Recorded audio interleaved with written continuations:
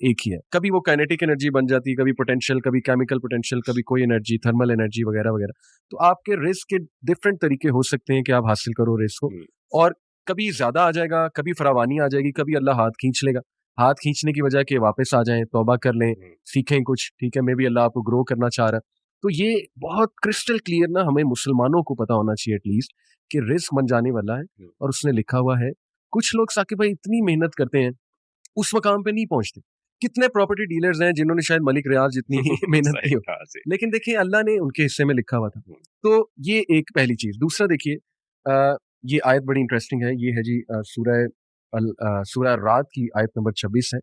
اللہ کہتے ہیں کہ والذین صبروا, وہ لوگ جو صبر کرنے والے. دیکھیں صبر کا تذکرہ پہلے یار, آپ کی باتیں شروع سے آپ یہی کہہ رہے ہیں کہ دیکھیں اس میں صبر ہے, ایک دم سے آپ کہیں جی کوئک سب کچھ ہو جائے تو دیٹ از ناٹ پاسبل.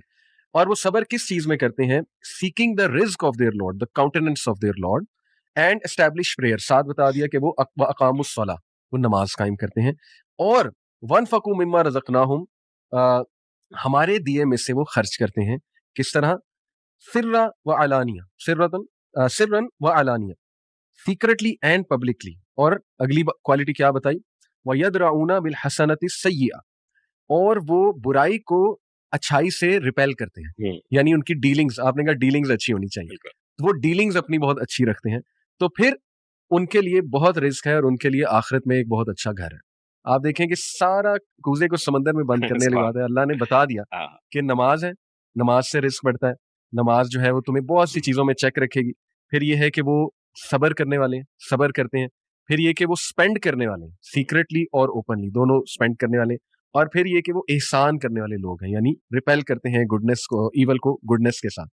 اور کچھ طریقے کوئکلی میں بتاتا چلوں اسلامکلی رزق بڑھانے کے طریقے, کیونکہ ثاقب بھائی میرا جو پرسپیکٹو ہے, جتنا میں نے پڑھا ہے, ہمارا برن آؤٹ سے زیادہ برکہ بیسڈ کلچر ہے. یعنی ٹھیک ہے کچھ چیزوں میں برن آؤٹ بھی کرنا پڑتا ہے, انڈرسٹینڈیبل ہے, لیکن وی شوڈ لک فار برکہ بیسڈ تھنگس, جس سے پروڈکٹیوٹی بھی بڑھے اور برکت جو ہے وہ بڑھنی چاہیے.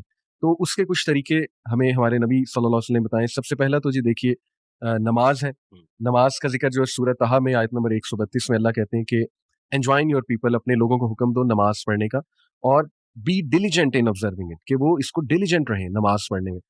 اور we do not ask you to provide, it is we who provide for you, and the ultimate outcome is only for the people of righteousness. Allah کہتے ہیں کہ ہم ان سے کچھ نہیں مانگ رہے, ہم انہیں دیں گے. نماز جو ہے جو بھی پڑھے گا اللہ سبحانہ تعالیٰ اس کا رزق ضرور کھولیں گے, یہ یہاں سے ثابت ہو گیا. دوسرا جی دعا ہے. دیکھیں ہمیں تو دعائیں مختلف طریقوں سے, آپ کو پتہ ہے میں عمرہ کرنے گیا, ماشاءاللہ مجھے ایک دعا پتہ لگی زمزم پینے کی. ابن عباس صلی اللہ عنہ دعا پڑھا کرتے تھے, اللہم انی اسألک علما نافعا ورزقا واسعا اور وشفاء من کل داء, کہ اللہ مجھے علم نافع دے, میرے رزق میں وسعت کر, اور مجھے ہر بیماری سے بچا لے.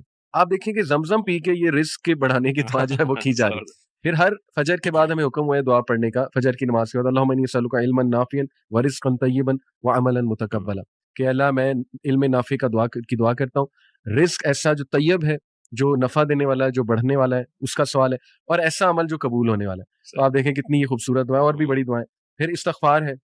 اب یہ بات ثاقب بھائی میں نے چیمبر آف کامرس میں میری ٹاک تھی, وہاں پہ میں نے باتیں کی نا کہ آج کل مایوسی بڑی ہے تو ہمیں یہ کریں. تو مجھے نظر آ رہا تھا کچھ لوگ شاید تھوڑا سا فیل کر رہے تھے کہ یار یہ کیسی باتیں ہیں. تو میں نے اس بات کو فیل کر لیا کہ سننے میں ہو سکتا ہے آپ کو امپریکٹیکل باتیں لگ رہی ہوں کہ یار یہ اتنی عام سی بات ہے کہ استغفار کرو آپ کا رزق بڑھ جائے گا, ایمان لاؤ رزق بڑھ جائے گا. تو پھر میں نے تھوڑا سا سمجھایا کہ یہ عام باتیں نہیں ہیں, ان میں پورا ایک فلسفہ ہے, پورا ایک سائیکالوجی ہے ان کے پیچھے.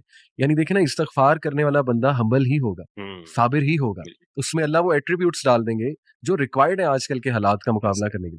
تو یہ ہے جی سورہ نوح کی آیت, اس میں اللہ سبحانہ تعالیٰ حضرت نوح علیہ السلام کو انسٹرکشن دیتے ہیں, اور حضرت نوح آگے اپنی قوم کو انسٹرکشن دے رہے ہیں. حضرت نوح کہتے ہیں فَقُلْ تَسْتَغْفِرُوا رَبَّكُمْ إِنَّهُ كَانَ غَفَّارًا, کہ اے میری قوم کے لوگوں اللہ سے استغفار کرو, بے شک اللہ بہت معاف فرمانے والا ہے.